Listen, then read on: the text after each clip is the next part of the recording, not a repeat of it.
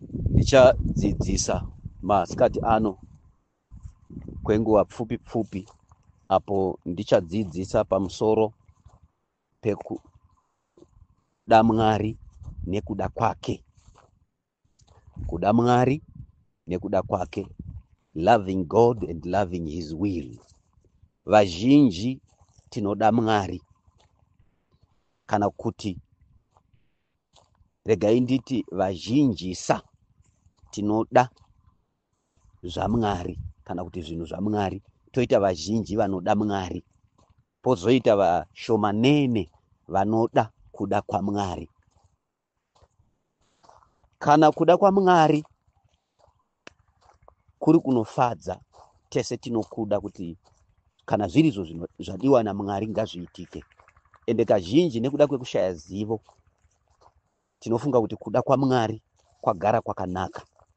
Asi kubudikidza nebhuku yaJohn yatiri kuverenga, tichidzidza pamusoro pemurume anonzi Jesu Kristu weNazareta, vanova Ishe namambo weupenyu hwedu, muponesi, tinoona chinonzi kuda kwaMwari uye nekuda Mwari.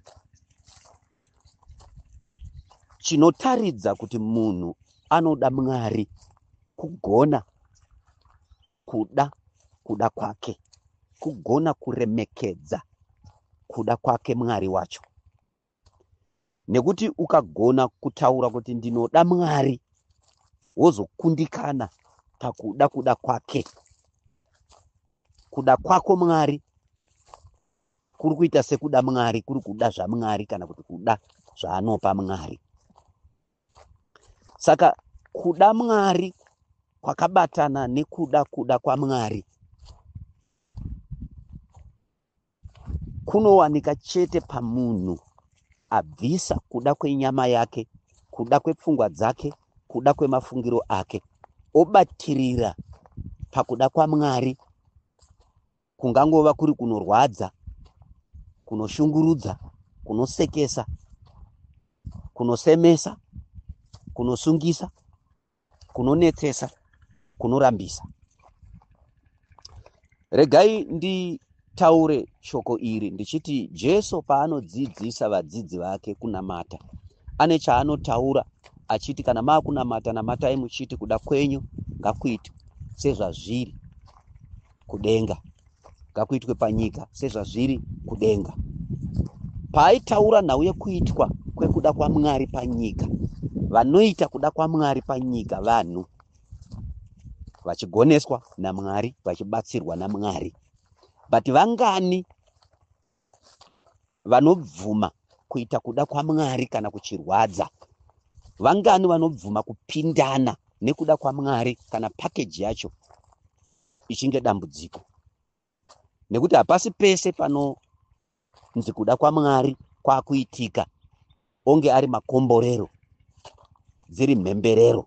Dzimwe nguva kuda kwaMwari kune misodzi, sezvatiri kuona pana Jesu pachapter 18, paari kusungwa kuri kuda kwaMwari, paari kurohwa kuri kuda kwaMwari, paari kupomerwa mhosva yaasina kuita kuri kuda kwaMwari, paari kukundwa pasarudzo naBhanabhasi, panonzi ngatiitei sarudzo kuti anofa ndiani pakati pemwana waMwari asina chivi, asina waakatadzira, nemhondi, nemhombwe, nechimhombwe. Ndokubva yahwina maelections, ndokutokundwa, ndokutodzingwa basa anonamata, kuchisara anoenda kun'anga, kuchisara anoenda kumahure, anoenda kwese kwese.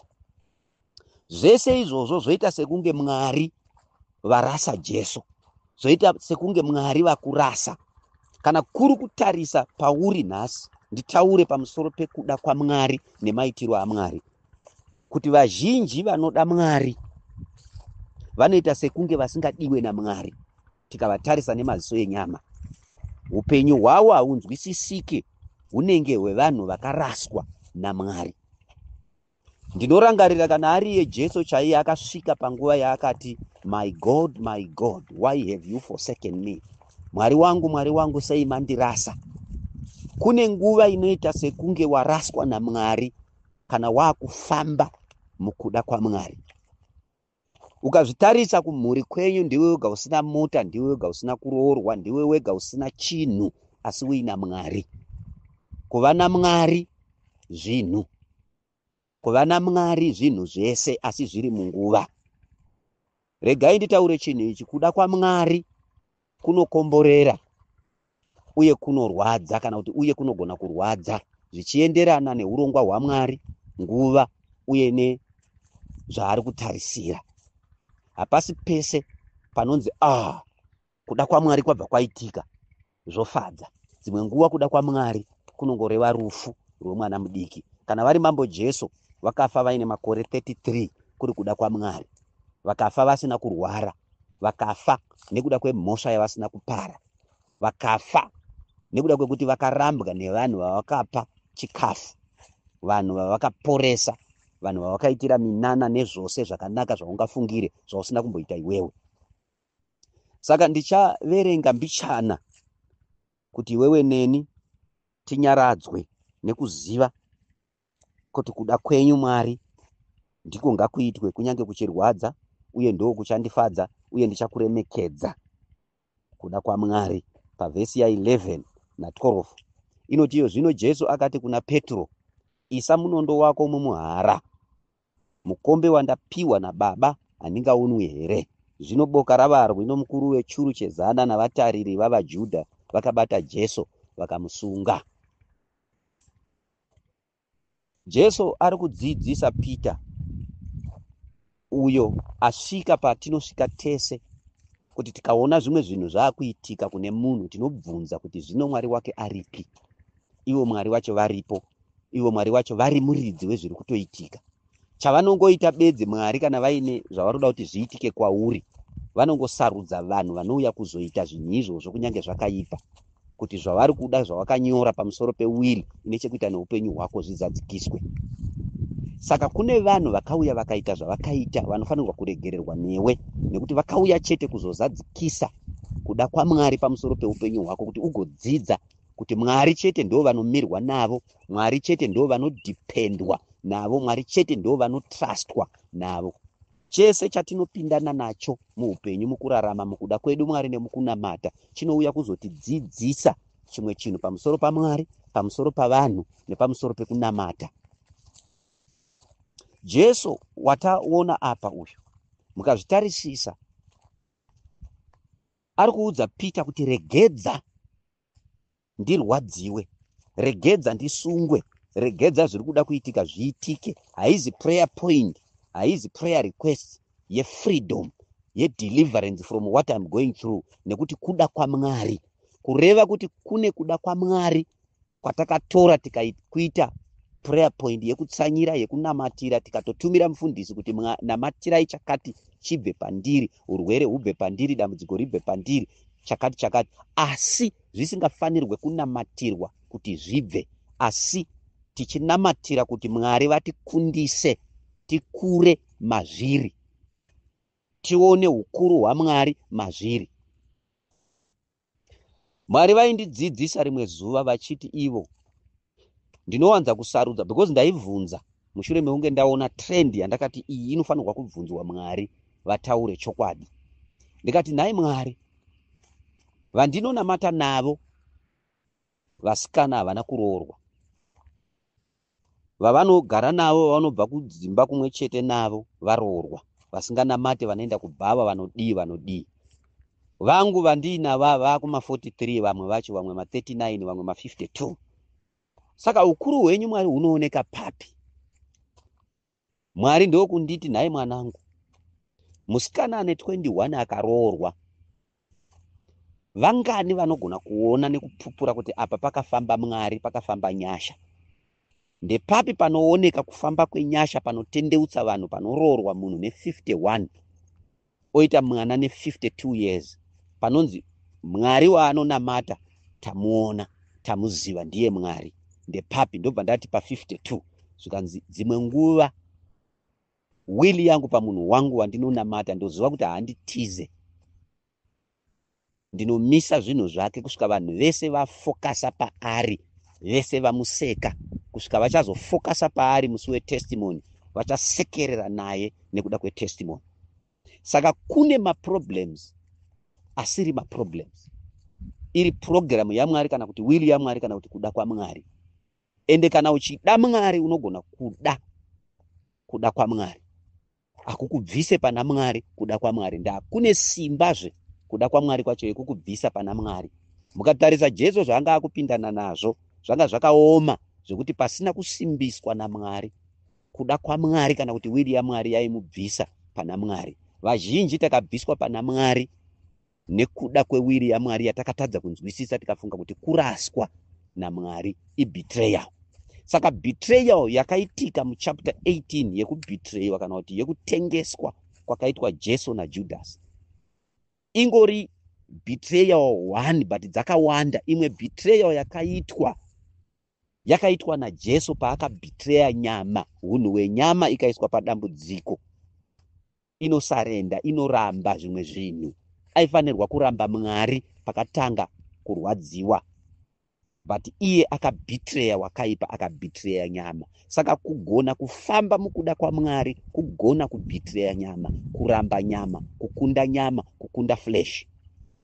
Saka kubva nhasi unofanirwa kutaura mazwi aya uchinyora, uchiita sei, unongotaura kuti kuda kwaMwari ngakuitwe. Whether kunorwadza, kunosekesa, kunonyadzisa, kunodii, but kuda kwaMwari ngakuitwe pamusoro peupenyu hwangu. Kana zviri zvekuroorwa kwangu, kuda kwaMwari ngakuitwe.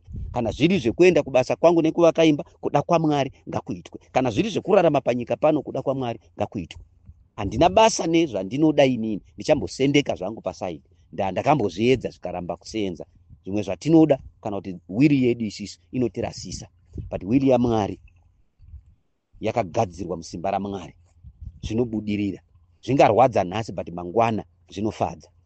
Mwana waMwari, kuda kwaMwari ngakuitwe pamusoro peupenyu hwako.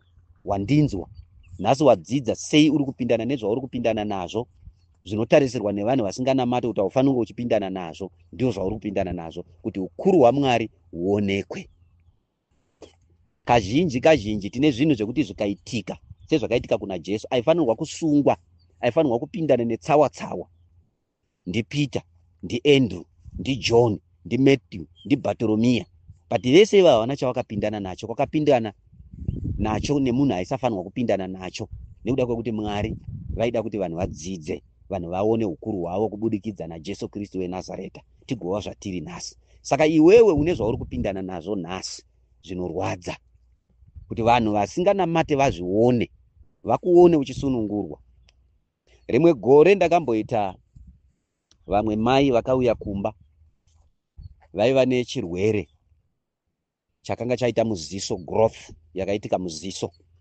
4 years vaine growth, ziso rakuda kutoputika negrowth iyoyo. Ndobva vauya, ndobva tanamata. Mwari vakangondiudza kuti uchavanamatira voitwa operation, vakarara pano. Ndakavaturika ruoko, ndobva ndanamata, ndobva watobatwa nehope, ndokurara. Vakarara, vakamuka, vakuona restoration, ziso right. Akasike kutanga kuona zvinhu zvakadaro, to the glory of God. Mwari ndio vanoita zvinhu kubudikidza nevanhu. Mwari ndio muiti wemabasa makuru kubudikidza nevanhu. Hakuna chinonzi powerful pastor, kuna pastor na powerful God. Anditika hakuna mighty man of God, kuna man of God and a mighty God. Saka zvadaro ndakasara ndichibvunza Mwari, ndikati mai ava vanga vachindiudza kuti kumhuri yavo kwavakaroorwa nekwavanobva ndivo vega vanonamata, ndivo vega vanopa, ndivo vega vanokudai. Nemhaka yei vapindana neichi? Mwari ndokuti chinhu chekutanga, dai chapindana neasinganamate aifa. Handidi kuti vanhu vafe vasingandizive. Chechipiri, ndachiisa pane munhu waunoziva kuti anonamata. Akadzoka asisina chirwere ichi achiti ndanamatirwa, Mwari wandinounamata mumwe chete andiporesa, vanhu vachaziva kuti Mwari uyu anoshanda kudarika n'anga. Saka ndaita zvese izvi kuri kuparidza, ndiri kuparidza kuvanhu, but wili yangu yauya paari huri urwere, uchaparidza kuvanhu, ndomuporesa, otorarama upenyu hwake zviri normal. Ende ndinotenda kuti haana kundirasa, akaramba akamira neni because anondida. Ndakumuwedzera pamusoro pekupora pane makomborero akati neakati. Ndikatenda Mwari zvikuru. Zvimwe chete zvakaitika kune mukadzi uyu zvakuda kuitika kwauri, mwanakomana waMwari, mwanasikana waMwari. Kubva iko zvino Mwari wakuda kuonekwa pauri. Mwari ngavaonekwe pauri. Mwari ngavaonekwe pauri. Wakaropafadzwa, wakaropafadzwa, wakaropafadzwa. In Jesus' mighty name.